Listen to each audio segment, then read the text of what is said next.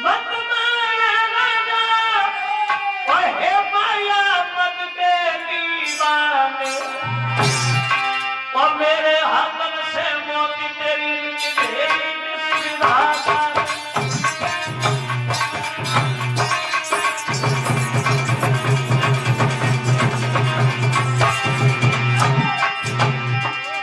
श्राप दे दिया बस सावधान हो रे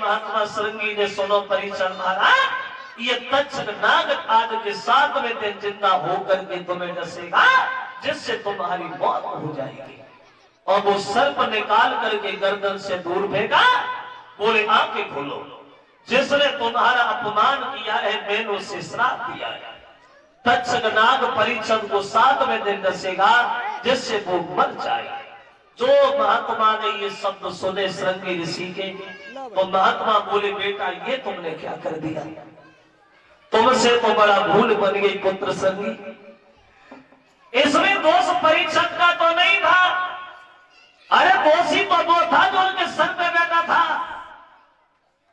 अभी श्राप वापस तो नहीं होगा एक काम करो श्रृंगी तो परीक्षक को खबर दे दो हो सकता है परीक्षक अपने बचने के लिए कोई ना कोई उपाय ढूंढ ले अब देखो किसी ने परीक्षक जी को ये बता दिया कि महात्मा का श्राप लगा है तो तक्षक नाग तुम्हें 7वें दिन जिंदा होके खाएगा जिससे तुम मर जाओ और जो मौत का नाम सुना तो परीक्षक को थोड़ी देर ये होश नहीं रहा कि वो खड़े कहां है मौत का नाम सुनकर के परीक्षक जी डरे गए और एक बात तो है जरा गौर करें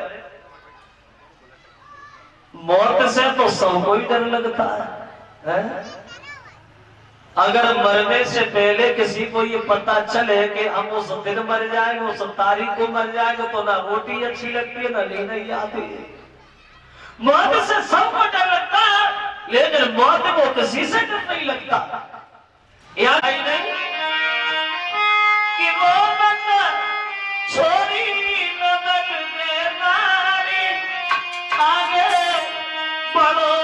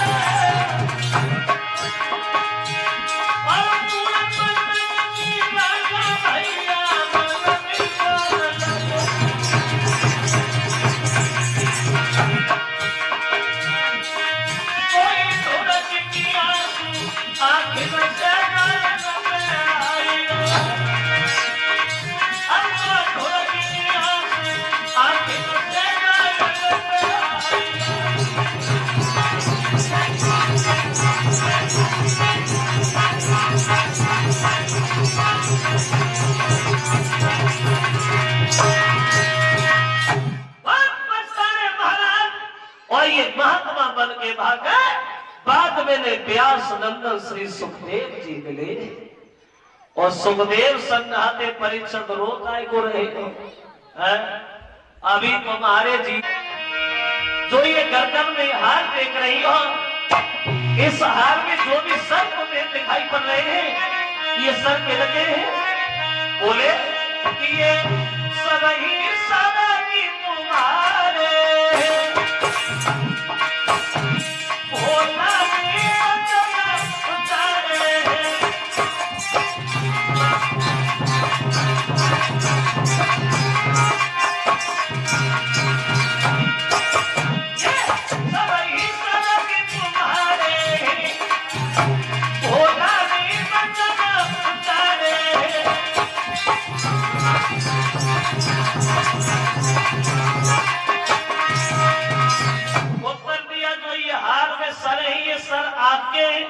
क्योंकि ब्रह्मा जी से आपने वरदान मांगा है, जब जब हम पृथ्वी पे आए तब तब शंकर जी की पत्नी बने।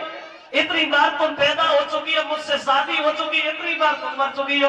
तुम पैदा होती हो, शादी मुझसे होती है, मर जाती, कोई सर उठा के अपनी गर्दन में डाल लेता हूँ कि सब आपके हैं। पार्वती ने सुना तो रोने लगी, शंकर जी मुझे मरने से बहुत डर लगता है, मुझे मरना नहीं है, मुझे अमर कर लो। बोले अमर तो हो जाओगी, लेकिन अमर कथा सुननी पड़ेगी भगवान की। कहेगा कौन? शंकर जी बोले हम, और कौन कहेगा? तो बोली गाओ दे क्या ले दो। और शंकर जी ने एक काम किया, श्रोता जरा गौर कर, एक वन खाली कराया और उन्होंने ये कहा कि हमारे और पार्वती के अलावा कोई तीसरा कथा न सुन ले। अगर तीसरे ने कथा सुनी तो वो भी अमर हो जाएगा। अब वन तो खाली हो गया, लेकिन एक गलत काम हो गया। जब शंकर जी पार्वती बैठे, भाई एक बरगद का वृक्ष और खड़ा हुआ था। उस बरगद के वृक्ष की खोमे का तोते का अंडा रखा हुआ था। उस अंडे से समय अनुसार बच्चा बन गया, वो भी वहीं बैठ गया। अब पार्वती से बोले पार्वती सुनो, तुम कथा सुनने के तैयार तो हो गई हो, लेकिन एक बात ध्यान रखना पार्वती, जब हम कथा कहते हैं तो कथा में इतने लीन हो जाते तो मुझे अपने शरीर का भी कोई ध्यान नहीं रहता। तो अमरनाथ की अमर कथा हर जब कहीं सुनी थी पार्वती, वो उत्तराखंड में लगाया सनमा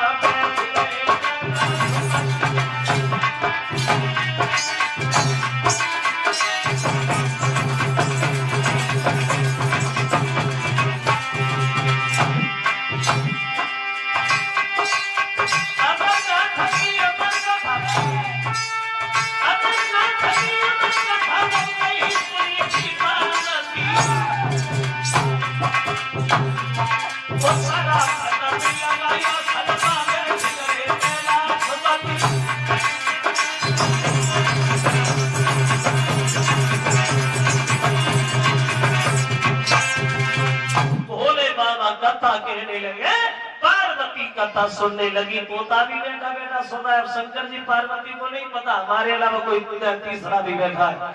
अब कुछ दिनों तो पार्वती कथा में लगी रही, सुनती रही। अब कुछ दिनों के बाद पार्वती को नींद लगे आई, और जब नींद लगे आई तो पार्वती जो थी वो तो भूख लगाई के सोई गई।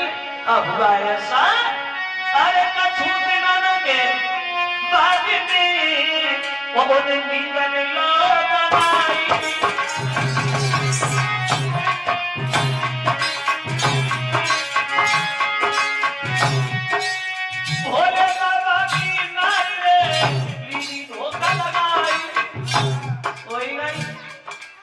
पार्वती सोई गई। शंकर जी लगे अपनी राम धुन में, और उन्हें नहीं पता कि पार्वती सोई रही या कथा सुन रही है। परिणाम ये होगा,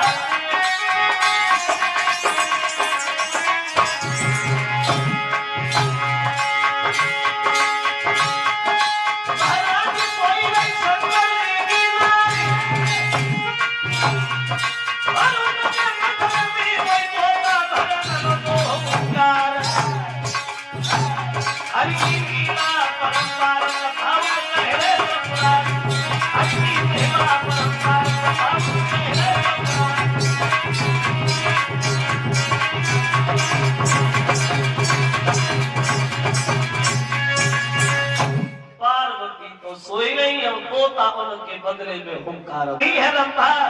सुखदेव की आंखें खुलवाने, जो सुखदेव कुटिया में लीन है, आंखें बंद किए हुए सो रहे भजन में। हुआ ऐसा, चली है श्रृंगार सजाए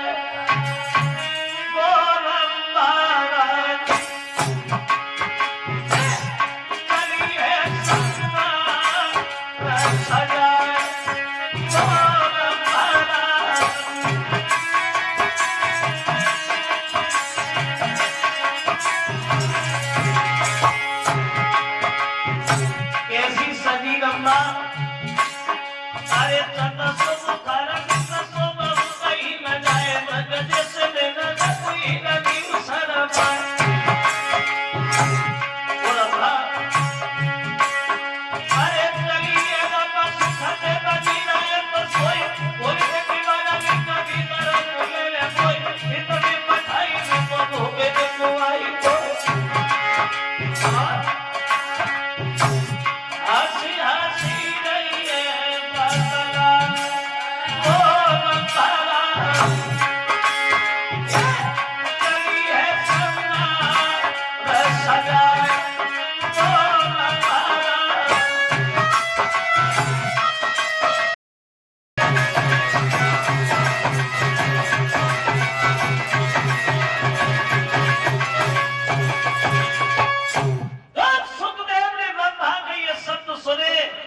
तो सुखदेव बोले रंभा पागल है, कैसे विचार तेरे दिल में है? क्योंकि तू हमारी धर्म की मां है, मैं तेरे बच्चे जैसा हूं। अगर ये गलत विचार तेरे मन में आए तो मैं तुझे श्राप दे दूंगा।